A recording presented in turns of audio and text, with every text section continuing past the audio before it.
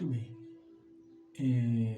Na década de 1960 a 70, foi uma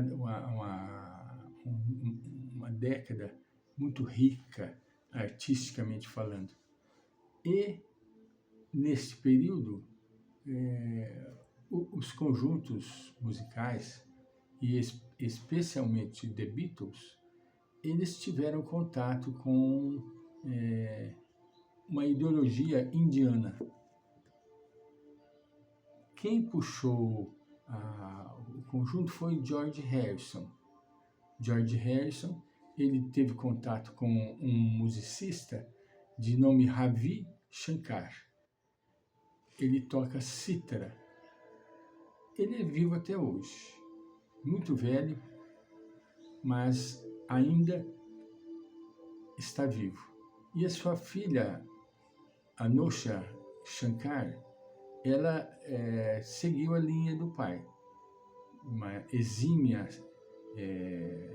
musicista, tocadora de cítara, entende? Um aparelho fenomenal, muito difícil de ser tocado, e quem teve a iniciativa de tocar esse instrumento foi George Harrison, quando ele chamou e influenciou os demais componentes do grupo para as ideologias indianas. Foram para a Índia e lá tiveram contato com Ravi Shankar, né, e com outros yogis. O que mais envolveu os Beatles foi aquele que criou a meditação transcendental. Meditação transcendental foi trazida por Maharishi Mahesh Yoga. Este guru.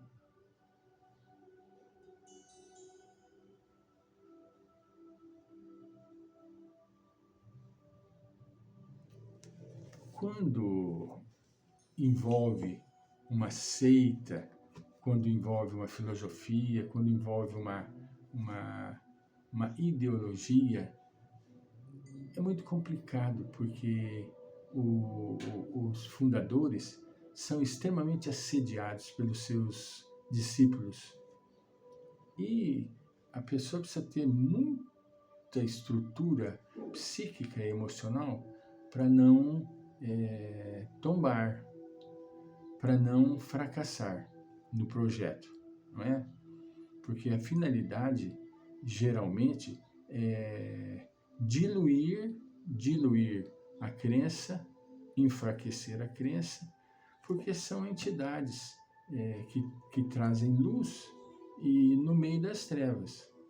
E nós não vamos aqui entrar nessa questão, mas o volume de treva é muito maior do que o volume de luz.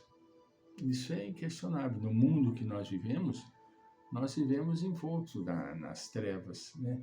Então, quando uma pessoa surge e começa a acender uma luz, tranquilamente vai incomodar muita gente. E esse Maharishi, por sua vez, acabou sucumbindo na sua missão, concluiu, tem o seu ashram, mas não teve a ação como deveria e como se imaginava, como se esperava, devido a uma série de fatores que não vem ao caso nós entrarmos no mérito da questão.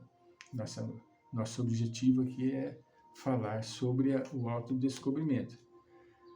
E esse chamado que a meditação traz é um chamado muito rico e usado pelos recursos psicológicos, pelas linhas de psicoterapia. O autodescobrimento, a autoiluminação, né?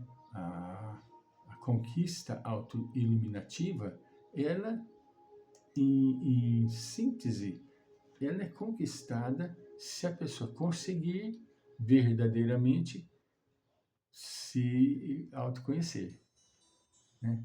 A autoiluminação é fruto do autoconhecimento. E nós pensamos duas matérias junguianas que trata sobre esse assunto. Entende? Uma intitula-se O Chamado para Dentro e a outra Nossas Fugas e o Auto-Isolamento, uma doce ilusão, né? O auto-isolamento. Vamos ver o que Jung nos fala sobre o chamado para dentro. Jung deu o nome de psicologia analítica à sua psicologia. Ela difere da psicanálise em muitos pontos, mas ele mesmo não descarta a importância dessa para alguns tipos específicos de terapia. A psicologia analítica incentiva o indivíduo a descer os degraus escuros do inconsciente e, uma vez lá, reconhecer o que ele na verdade é e integrar esses conteúdos à consciência, tornando-se um ser mais completo e autoconsciente. Olha que interessante, mas ao mesmo tempo que é de muito risco. Isso tem que ser feito por uma pessoa muito bem preparada para poder auxiliar a pessoa que está no processo de autoconhecimento, né?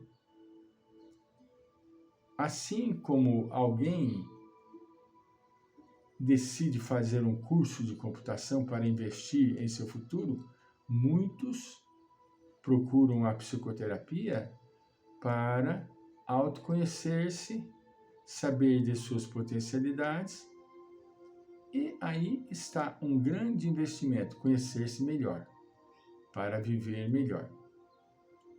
O processo de individuação será sempre algo difícil, mas ele é a base da existência. Durante muito tempo, nós o vivemos apenas superficialmente, mas em algum momento a psique chama o ego a voltar-se para dentro, a conhecer-se, a vasculhar no interior as verdades até então buscadas por fora. A partir daí, novos horizontes se abrem para a realização pessoal. Entretanto, mesmo sob esse impulso natural, o ego, temeroso de confrontar-se com seus medos mais íntimos, pode se recusar a tal interiorização. Nesse caso, ele estará impedindo o fluxo natural de sua evolução e a psique, em sua capacidade autorreguladora, encaminhará a vida a um conflito insustentável, ocasionando doenças, fracasso e até mesmo morte. É o conflito que a pessoa vive do interior e do exterior. Por isso que é necessário que haja um acompanhamento. Aqui mesmo ele chega a dizer que até em alguns aspectos na terapia requer o recurso do psiquiatra para entender melhor o quadro que a pessoa está apresentando, né? O autoconhecimento psicológico nos faz ver que os conflitos da humanidade acontecem primeiro dentro de cada um, sutilmente, para depois se exteriorizar.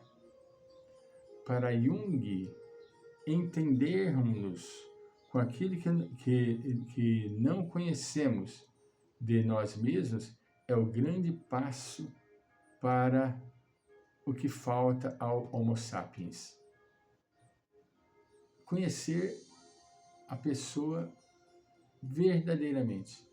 Só assim deixaremos de ver o inimigo no outro e o reconheceremos onde sempre esteve, dentro de nós mesmos.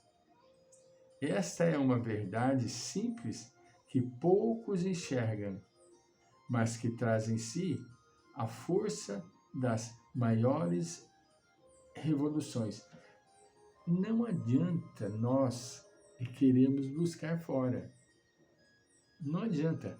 Se nós trazemos, e como trazemos, conflitos íntimos, primeiro nós precisamos solucionar esses conflitos íntimos, para depois tentarmos partir para fora.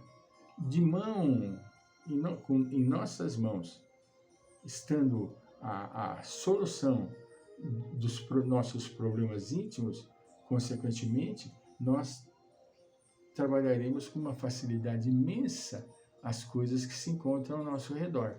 Mas primeiro é necessário que nós venhamos a nos conhecer. Segundo o dizer do templo de Delfos, na Grécia, conhece-te a ti mesmo, dito por Sócrates. Voltaremos.